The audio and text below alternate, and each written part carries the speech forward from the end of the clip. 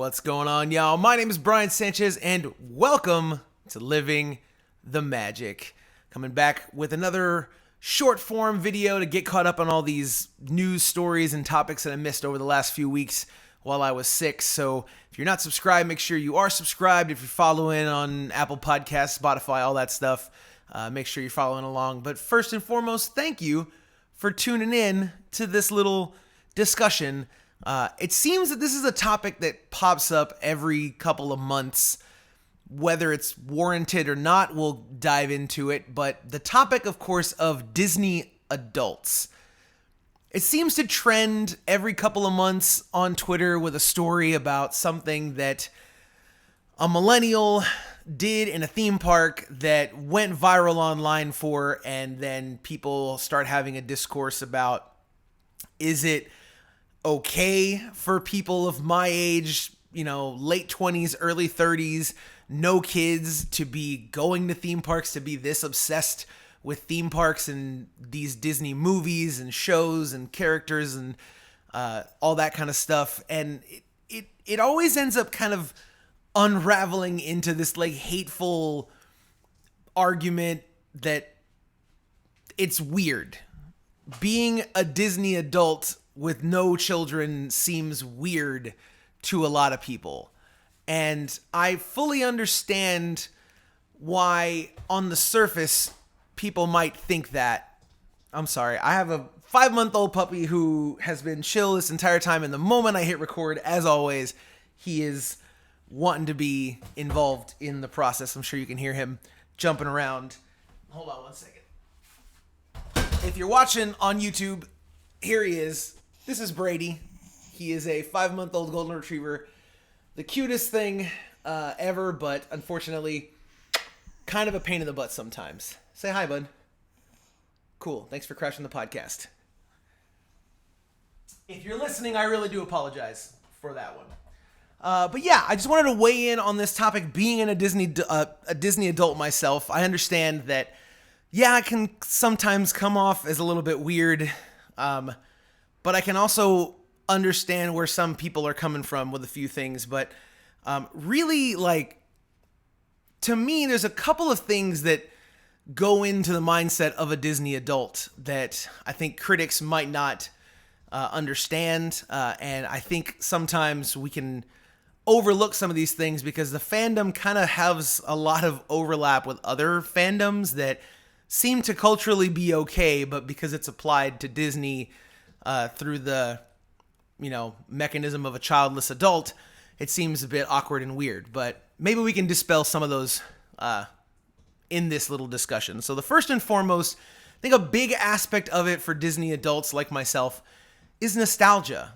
Most of the time, these are theme parks or movies, TV shows, things that we connect to our childhood.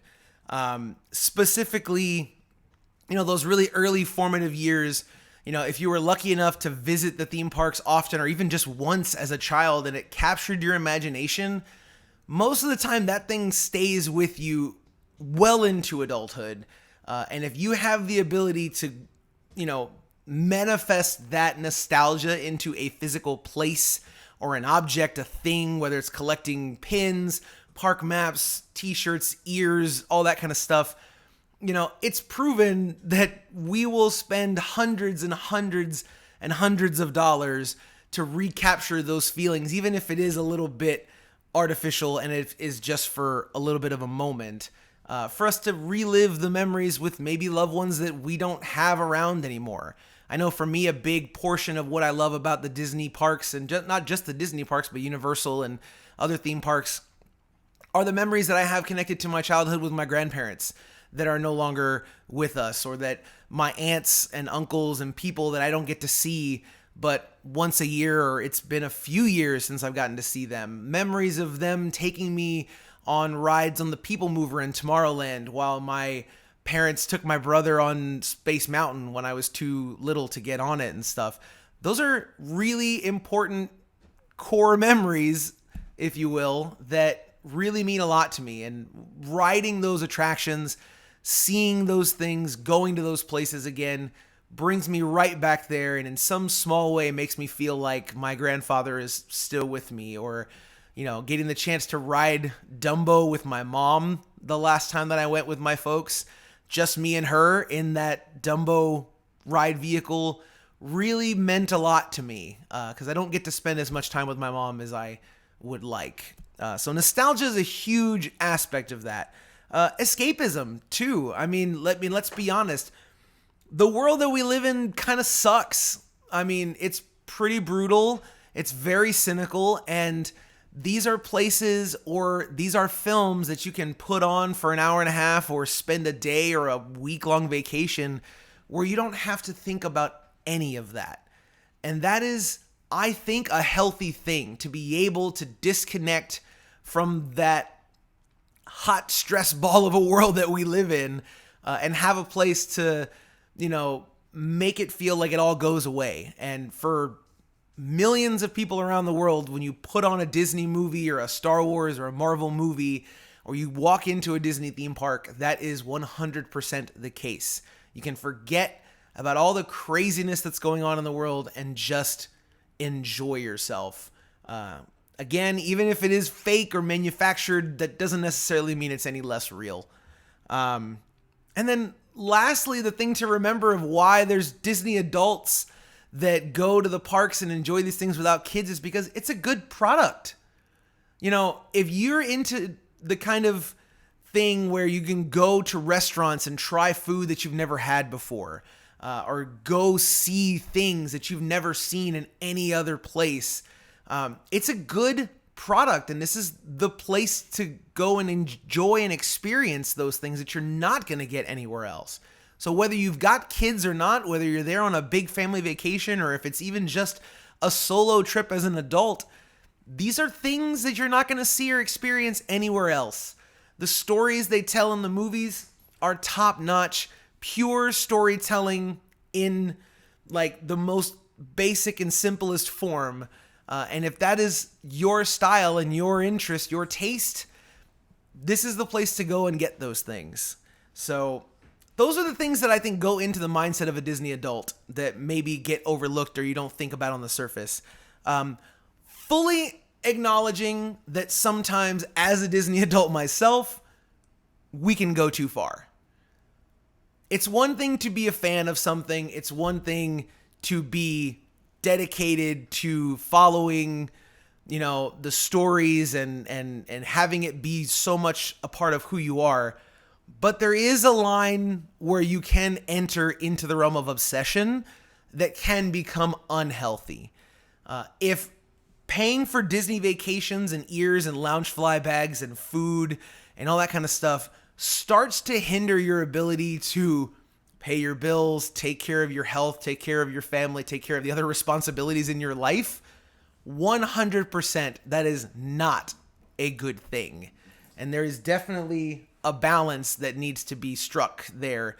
And yeah, the childless Disney adults like myself and my wife, yeah, sometimes we can go a bit overboard. We are booking a trip for the end of this year that, we can definitely afford. We've budgeted and stuff, but it has an impact on our financial ability to do other things. And it's just what we've chosen to spend our money on. And we're not able to maybe go do other things that we would like to do, but we've chosen that we'd rather go do the Disney thing again, even though we've done it a bunch.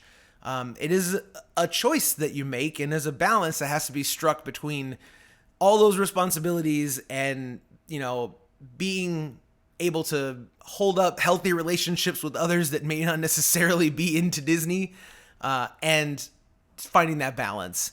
And then, of course, a lot of people, the criticism is when they're in the parks, it's not even so much that they exist, but that the Disney adults can occasionally start to make it all about them and can kind of ruin the fun for other folks, particularly folks with families and children that have their experiences kind of, I don't want to say tainted, but like impacted by the choices and the things that the Disney adults are doing. And again, 100% understand that, because as much as I love the stretching room monologue in the Haunted Mansion and want to recite it at the top of my lungs every time I step in there, I don't.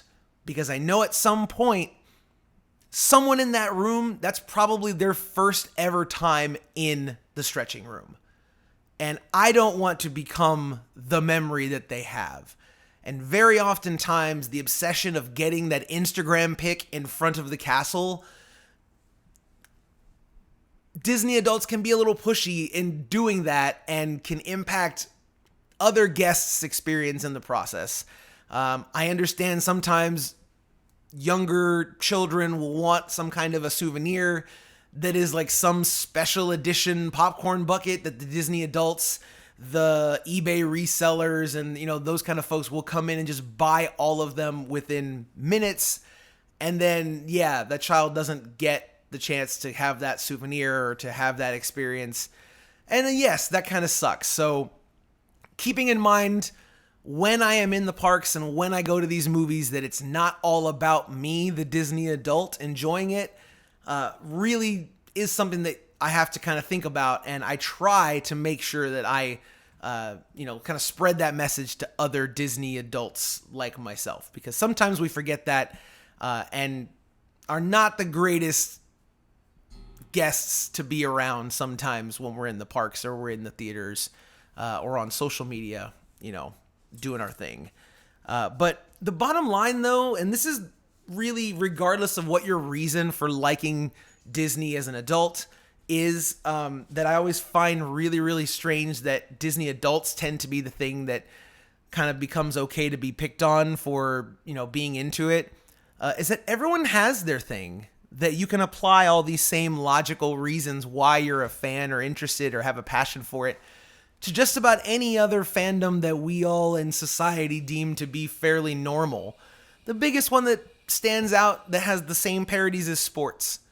For a lot of people, if you're a Boston Red Sox fan, there's a very good chance that the reason you're a Boston Red Sox fan is because your parents were Boston fans, and your grandfather and your great grandfather, and maybe you guys had season tickets and you guys used to go, or maybe you just used to watch the games every Sunday, and you'd root for the Cowboys, and dad would be in the backyard barbecuing, and, or mom used to always have a fantasy football team going, and it just became a family thing. Maybe it's, that kind of stuff. Comic book conventions, anime conventions, people collect porcelain dolls, woodworking.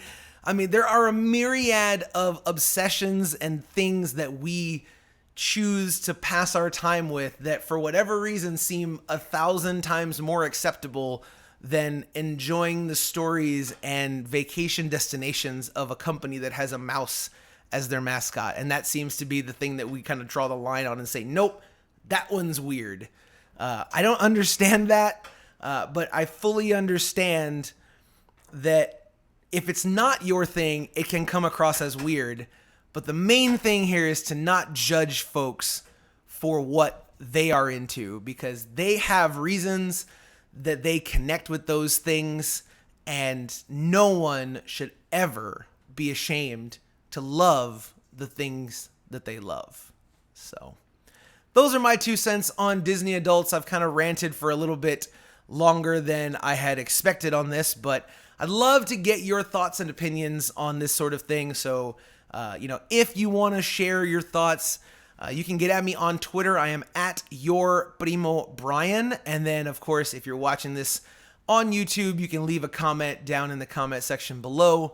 Or, of course, if you're on the website, not very many people listening on the website, but if you are on the website, there are comment sections on the website. That's signalpointmedia.com. All right, y'all, that's going to do it for me today. Thank y'all so much for listening to the podcast, for watching this on YouTube. Make sure you follow and like, comment, subscribe, all the things that you're supposed to do so you never miss another one of the videos that I do here. I will be back tomorrow. Not sure what I'm going to talk about tomorrow, but tune in. We will be back with another discussion, probably something Universal related, because, there's a ton of news that's been coming out, HHN. Maybe that's what we'll do. Some little HHN updates and talk about some stuff that we've learned about the new theme park coming at Epic Universe. So Anyways, again, thank y'all so much for listening to the podcast. We will see y'all around. And as always, Kungaloosh.